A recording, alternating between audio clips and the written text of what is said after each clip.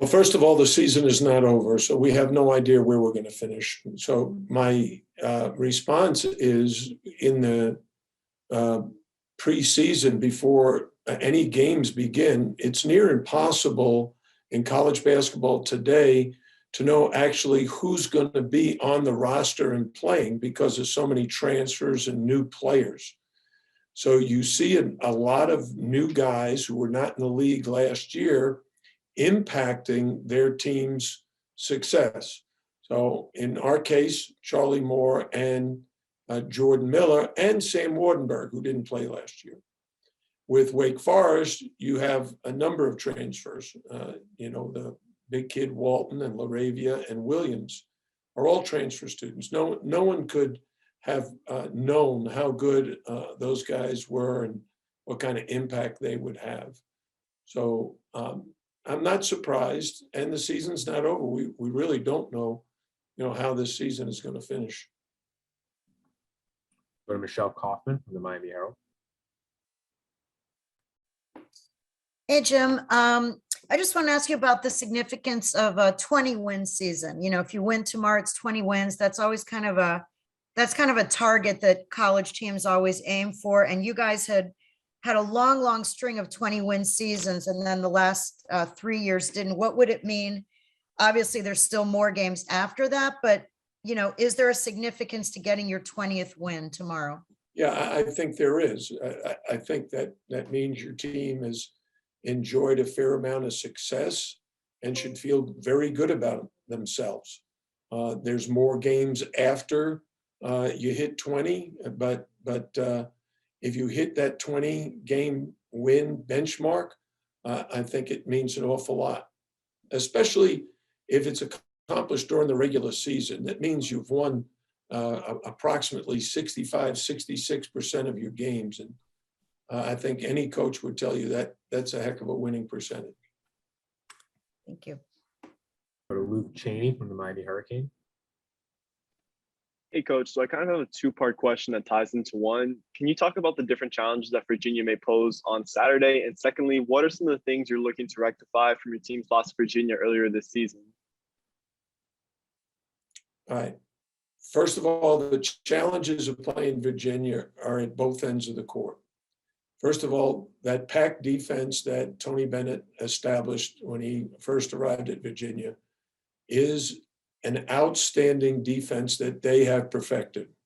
They make it very, very difficult on your offense to get good shots. And they're very, very good at limiting the number of possessions in the game. So not only do you get fewer shots, you get fewer good shots. And they're very, very good at preventing you from getting fast break baskets and second shots. That's what makes them an outstanding defensive team. And in addition to that, for whatever reason, and I can't figure it out, they never get called for fouls. And they foul a lot. I mean, a lot. And they don't get called for them. And at the offensive end, they pose a major problem because of the way they run their offense so consistently with what we call circle motion. I think they call it sides. And they run their perimeter players around constant screens.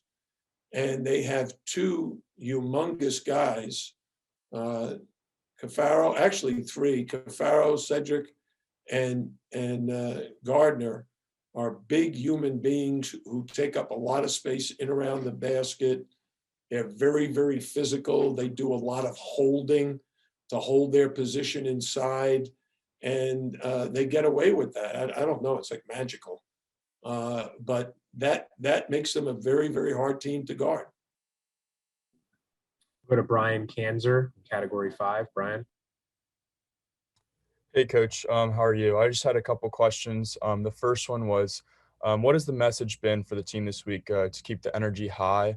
And how is the team feeling about a chance to have redemption on their home court? Well, the first thing is we've already had a significant road win on Wednesday.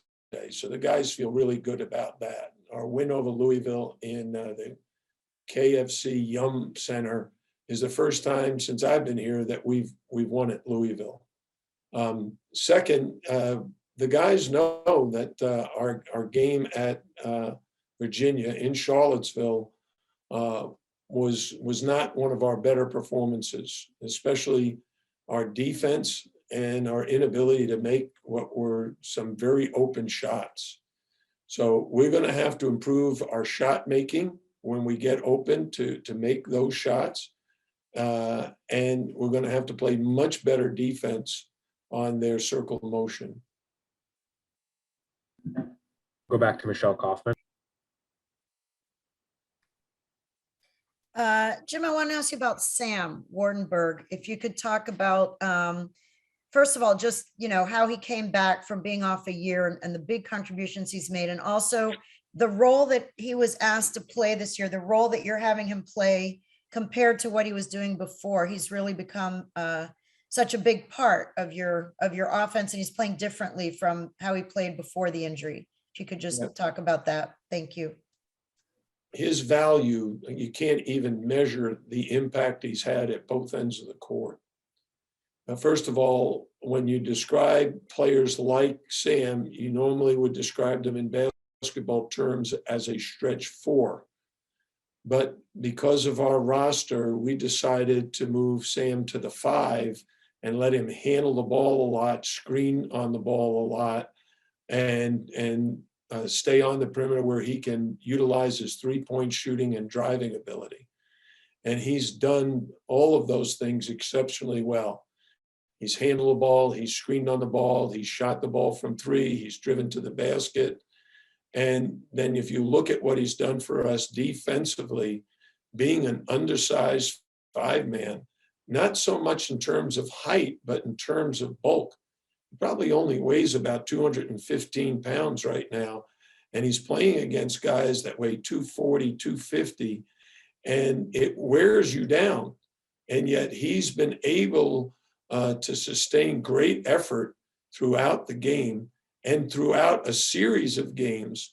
This is now, I think, our 26th game. We're, 19-7? We've played 26 games. He missed 2 because of COVID, but he's been able to stay healthy, which he obviously was not able to do last season. And having him back, his decision to return to school, probably the most important decision for this team to have the success that it's enjoyed so far. Anything else for Coach L? Could I just follow up a little on that? Yeah, I was just going to ask you about that decision, that he was the first one, I believe. I remember last year when all of the transfer mess was going on, I believe Sam was the first who came out and made a big statement, like, I'm staying here and this is why, and all of this stuff. How important was that, not only to get him back, but to also send a message to other players on your team to, to join him in the effort? Yeah, there's always a domino effect. Somebody makes a decision, it impacts every other person, not just the players, but the coaches and everybody. When Sam announced that he was returning, that was a major step.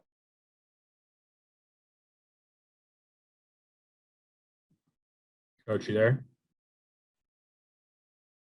1 sec. A terrific teammate, and being able to say, am I lost now?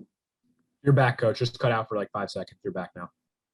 When Sam announced that he was coming back, it was a very, very positive statement for our program.